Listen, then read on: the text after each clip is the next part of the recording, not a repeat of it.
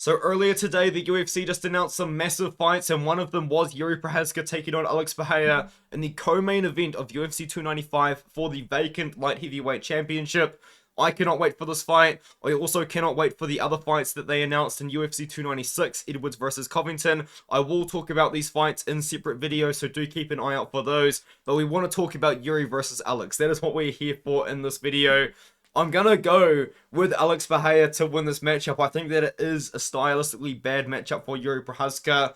Now, I am gonna get my prediction out of the way, and then I'm gonna give Jiří his flowers, because in my opinion, Jiří is one of the most exciting fighters on the roster. I was very happy that he became champion, because, I mean, he's just so fun, he's just so exciting, but unfortunately, he is coming off that really terrible shoulder injury, but that's not why I'm picking against him. The reason why I'm gonna pick against him in this fight is his style, man. Like, I know his style is what makes Jiří Jiří.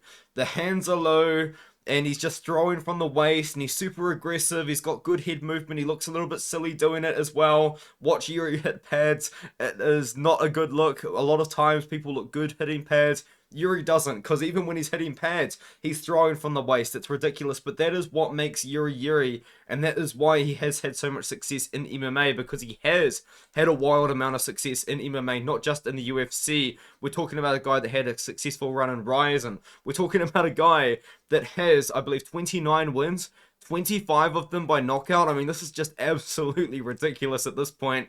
But the problem is, I don't see the striking style working against Alex Pereira, because Alex Pereira, we all kind of know this by now, he is not your average striker that has come over to MMA, and I know that every single time we talk about Alex, we talk about his kickboxing accolades, but it needs to be brought up. A two-weight world champion in glory, and even then, the wins that he has had in the UFC have aged well. A win over Sean Strickland, a win over Israel Adesanya in MMA. I mean, Andreas Michailidis, you might say, well, that doesn't really mean anything. Andreas Michailidis has just got on a crazy win streak, and now he's fighting for $1 million over at Octagon, which is another pretty big promotion. And then to go back to the kickboxing, he beat Jiří Procházka a couple of times. He's got a win over Artem Vakatov.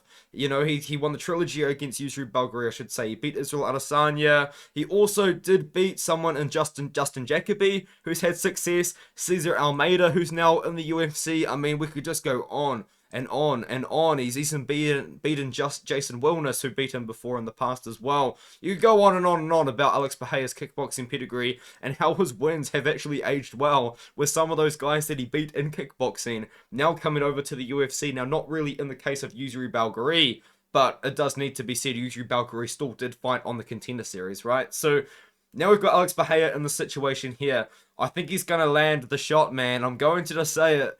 I think he lands the left hook on Jiří Procházka. Jiří Procházka, his whole style leaves him to be very hittable. But the thing about Jiří is he's been able to take the shots. You know, he does have a good chin. He has been KO'd in the past, but he hasn't been KO'd in the UFC. He's looked very good in the UFC since coming over. You know, he took on Volkan Oezdemir in his debut. Looked very fun.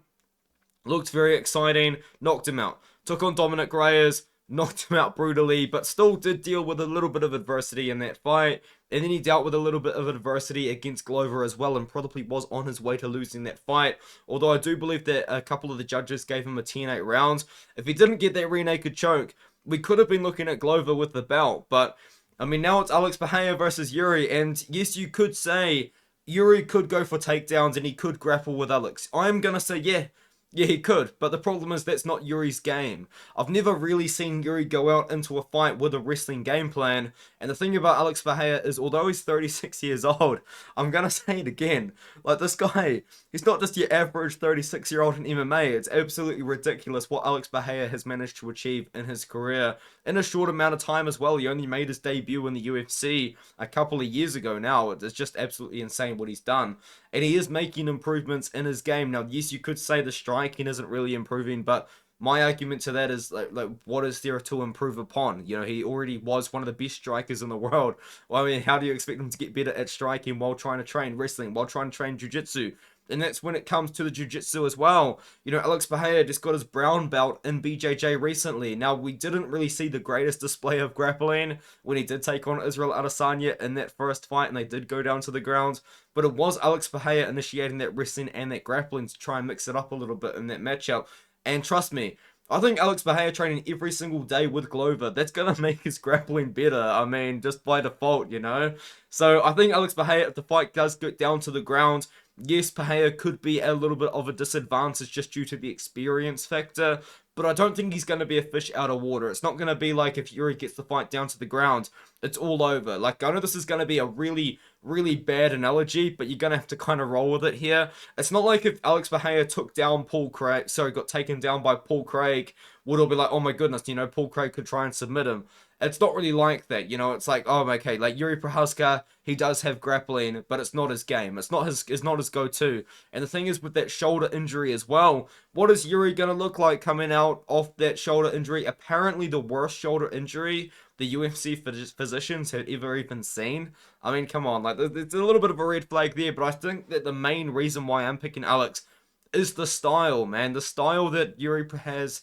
I don't think it's going to be sustainable when you're taking on a guy that not only has the power to knock you out, but also has the ability to figure you out. This guy's head coach is the guy that was up rounds against him, and Glover Teixeira. Glover Teixeira is Alex Pereira's mentor in MMA. He is one of Alex Pereira, I mean, seemingly, I don't know their relationship off camera, but seemingly is his best friend, one of his best friends, and is someone that he looks up to. Glover Teixeira fought against Jiří Procházka unsuccessfully, but he still went 5 rounds with him, and he knows what works. And one thing I am going to still say, to give a little bit more credit to Yuri, in that matchup against Glover, I thought Jiří Procházka's defensive grappling was very impressive. So I don't think that Alex Pereira, not that I think that he would do this, but I don't think I could see Alex Pereira going for takedowns and having any success in that avenue against Yuri. But it is something to bring up because Alex Pereira was trying to take down Adesanya. I think just to try and make the fight a little bit more interesting, try and have a little bit going on.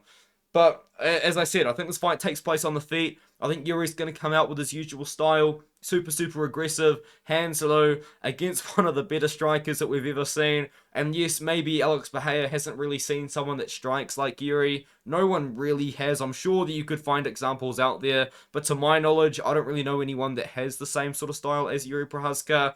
But the argument that I'm going to make is Alex Pereira, he's going to figure him out. He's going to watch the tape on Yuri. He's going to listen to what Glover said worked and what doesn't work. Glover or someone else is going to be able to emulate the style in the gym. And although it won't be perfect, Alex Pereira is still going to go into that octagon with an idea of what Jiří Procházka brings to the table on the feet. So that is why I believe that Alex Pereira is going to go out there and knock out Jiří Procházka. I think that we honestly see it in the first 2 rounds. I know it's going to be a 5-round fight, so it could start a little bit slow.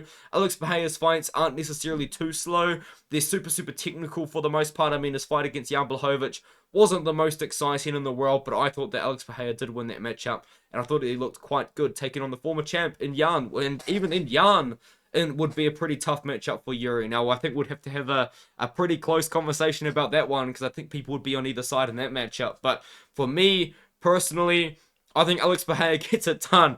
And the crazy thing about this, man, is that Alex Pereira will become a double champion in the UFC if he can get it done in like 7 UFC fights, because he's 5-1. Yeah, this is his 7th fight in the UFC. This is crazy, man. I've never seen this before. We probably won't see this again. I mean, I feel like the only other fighter that actually has a chance of becoming a 2-fight world champion in this sort of time period, within 7 fights, within 10 fights, is Jiří Procházka, because he become a champion after 3 fights. If he beats Alex, he's going to be a champion after 4 fights, and then maybe he could make a case for the vacant heavyweight belt if Jones retires. I don't know. I mean, unless we get like another big signing from Bellator 1 or the PFL, I don't think we're going to see anyone do what Alex Pereira is doing right now. Even if he loses, he's had insane success in the UFC. We're talking about a guy that came from absolutely nothing to now owning a Lamborghini. I mean, he's an inspiration to a lot of people. I think Alex Pereira gets it done. I think he gets it done by knockout. I mean, this is a crazy fight, man. Only 46 Tapology predictions, so we don't really know what the public really does think. But it seems to be a bit of a 50-50 split. It seems to be a little bit of people on Pereira. I'm on Pereira. I think he knocks him out within 2 rounds. Let me know what you think in the comments below. And now, with that being said as well, I'm almost at 5,000 subscribers. So if you haven't subscribed, please do, because I'm pretty close. And if you made it this far in the video, hopefully you enjoyed the video. I mean, it's almost 10 minutes now. I'll see you guys in the next one.